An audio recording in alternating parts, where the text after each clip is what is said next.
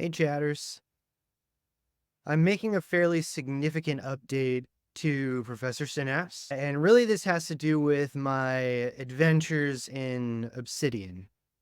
I have become obsessed with knowledge graphs, and the idea of that no kind of single idea or concept lives in isolation. Over the last several months, close to a year, I've been building out my knowledge graph, which you're seeing behind me now, being put together in real time. The white nodes are the different nodes, the green nodes are different tags. And I've really been thinking about how we can get over some of the humps and issues that we find with large language models, not just in terms of hallucinations, but generally in not doing the thing we ask it to do. I have an intuition that a lot of this has to do with the fact that we're not actually connecting concepts in terms of their relationships. For those of you who don't know, the way these large language models work in large part is a mathematical representation of semantic relationships. By semantic relationships, I just mean more or less synonym. How similar is one word to another, more or less? And how do they appear next to each other? Cat is going to appear close to animal, might appear close to tiger, whatever that might be. You have these similarities, but that doesn't actually tell you anything about the nature of the relationship. All you're seeing is two things that are close together, but there's no line really connecting them in between. And so I've gotten into all this graph theory and knowledge graphs and all this kind of stuff. And one very powerful concept to me is something of the semantic triple. What a semantic triple is simply a subject, a predicate, and an object. And what this means is you have your subject, so this is the thing we're talking about, a predicate, which is the nature or definition of the relationship, and the object, the thing the subject is related to and how it's related to it. For example, there's this issue in large language models that was discovered where it has trouble when it can understand A is B, but can't really get that B is A, like related to A. The example that's used in the paper is one around Tom Cruise, where it says, Tom Cruise is the son of so-and-so. I don't know his mother's name. And the large language model can get that. But then when you ask, so-and-so is the mother of, it has trouble dealing with that relationship and going back and forth. And so I thought, why not try to take what I've been doing with Professor Synapse and add that part in, where we can actually create the relationships prior to its response so that it is better at actually doing the thing we want it to do. For those of you who haven't been following, this might be your first time, I've come up with this idea called telemetry of thought. And pretty much what telemetry of thought is it's showing you what it's thinking before it responds to you. So what I've done for this new version of Professor Synapse is add to that so that we can see what it's thinking, but also see what it's thinking in terms of the relationships that are related to your query, your question, the project you're working. So let's go over and check out the new prompt, and I'll show you how I've constructed it and what it looks like, and then we'll use it a little bit. So let's head over. Here we are under the hood of the new Professor Synapse. We're going to first notice here, this is not very different than what I normally do. A very simple, your Professor Synapse, a wise guide specializing in helping me achieve my goal according to my preferences based on context using a graph of reason. This is the new thing. We put these in squiggly brackets to treat them as fill in the blanks for the large language model, just so you know. Okay, and then let's go through graph of reason. The first thing we want to do is cache memory. What I mean by that is, in computer science terminology, is we want some sort of short-term working memory for it to pull from. So it's going to have this whole long conversation you've had but we really want to surface the most important things it actually needs to manipulate and work with when it's responding to you right up at the top so it doesn't get off track. The next is we want to start to build the knowledge graph. Now, I was just showing you my Obsidian knowledge graph, and we want to use the same terminology for two reasons. One, because it's very human readable and understandable. And two, because, hey, ultimately, if I'm trying to push everything to Obsidian, I want to follow the Obsidian way that we do things, because that's going to continue to integrate and build these relationships for the long term in one place. So how we do this in Obsidian is we use something called wiki links. And wiki links are just like what we have here. You do the double bracket around a word, and that creates a wiki link, which can lead to a note, right? And so if I had actually done this and I clicked on it, it would take me to a note that's called wiki link. We want to do this for each node, our subject and object. Then we want to create that semantic triple, and so we need the predicate, the nature of the relationship between the subject and the object. And so I've given some examples here for it, but the great thing about this is that it is infinitely flexible. All you got to do is create a new predicate based on whatever you're doing. So we have some here for examples, part of, some time ones, before, after, during, authored by, contributed to, all these kinds of relationships, but you can add whatever, mother of, son to, whatever it is. We put these in hashtags because we want to actually separate them from the normal tokens and words that are going on. We really want to express that this is something different. It is a relationship. And again, getting back to Obsidian, when we put this in here, suddenly you're going to have all these tags of relationships, which are also going to be very helpful to you in the long term as we move our journey forward in this world of generative AI. So we've created some working memory.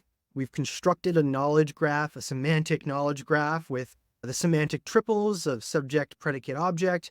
And then we wanted to reason over the working memory and that knowledge graph and then respond to you based on that. So this is the telemetry. This is the graph of reason. The second major change that I've created here is that I got to thinking that maybe in prompting, I need to think about it as more of a conversation rather than just an instruction. And what I mean by that is this has been trained on lots of conversational data. And so maybe leaning into that will help it be more predictable and reliable in terms of what you're doing. And so you're going to see here is that I do my normal start. We want a command to get things going.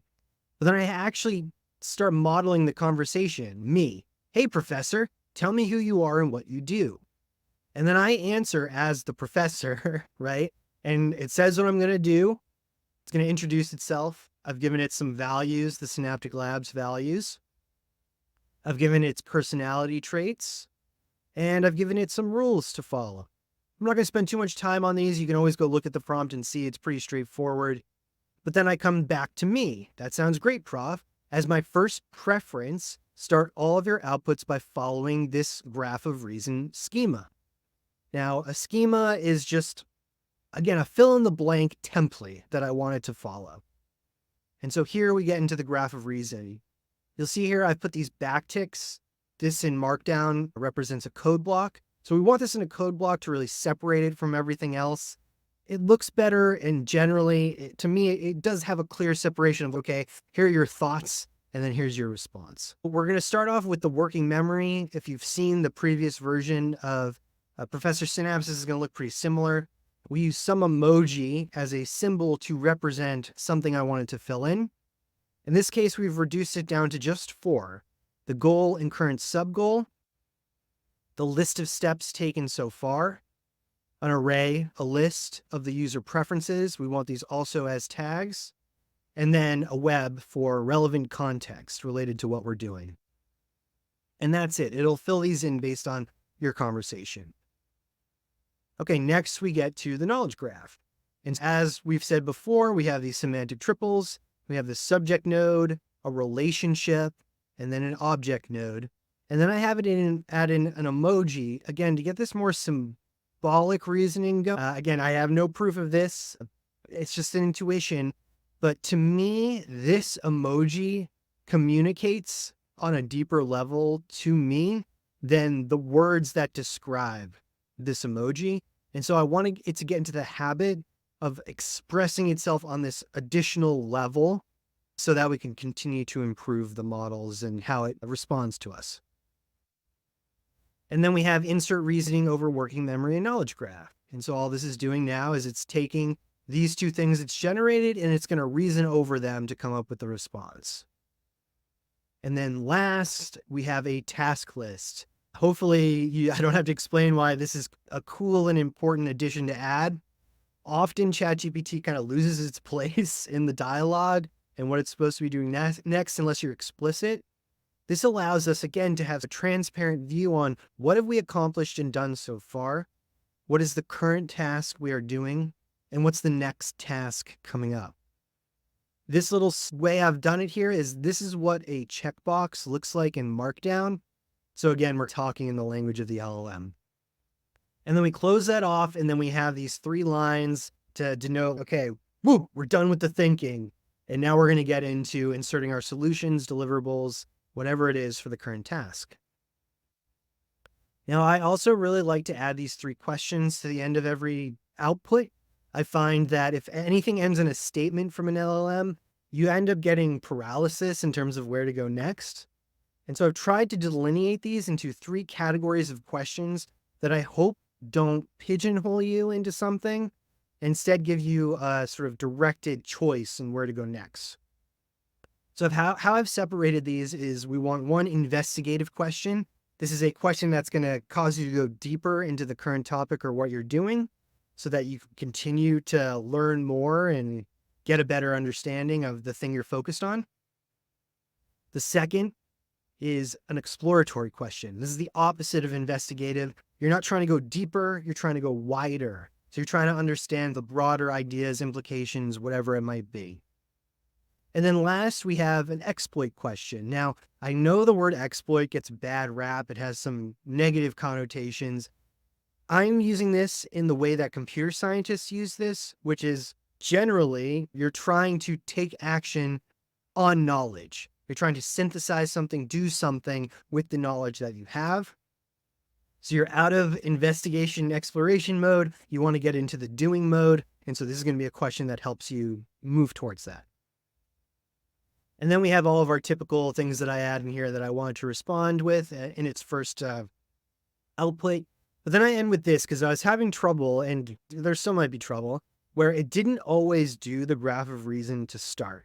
And I really wanted to always do the graph of reason. So again, I'm adding on to this, we're in a conversation. I say, your turn, professor. Remember to always begin your response to me with the filled out GORSP. And then again, we do these 3 little dashes to be like, okay, now it's like your turn under this line. So that's the prompt.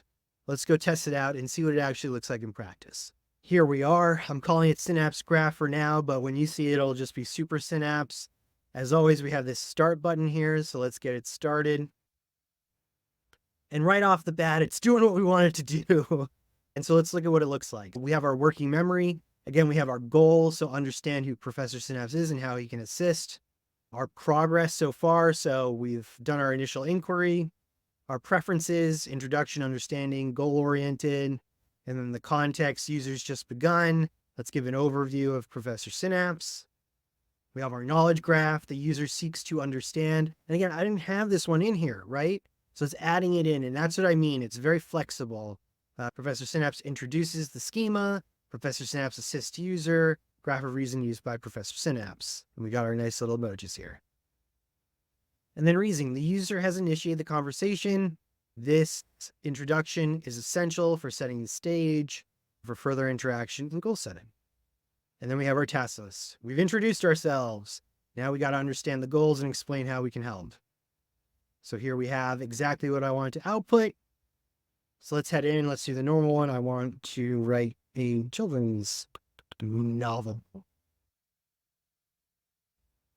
And here we go again. It's putting out everything that we want it to. You can see here that now the goal has changed. We've made our initial introduction. We have some preferences. and we want to embark on writing a children's novel and seeks guidance. Now here we have the knowledge graph. Children's novel, what does it require? Storyline, characters, themes. Professor Synapse assists user. It's going to reason. We need to focus on the fundamental elements. And now we're going to outline the basic elements of the children's novel, and we see we now have specific goals identified. And so now it's going to develop its thoughts based on that. It says, let's begin. It's going to ask some questions.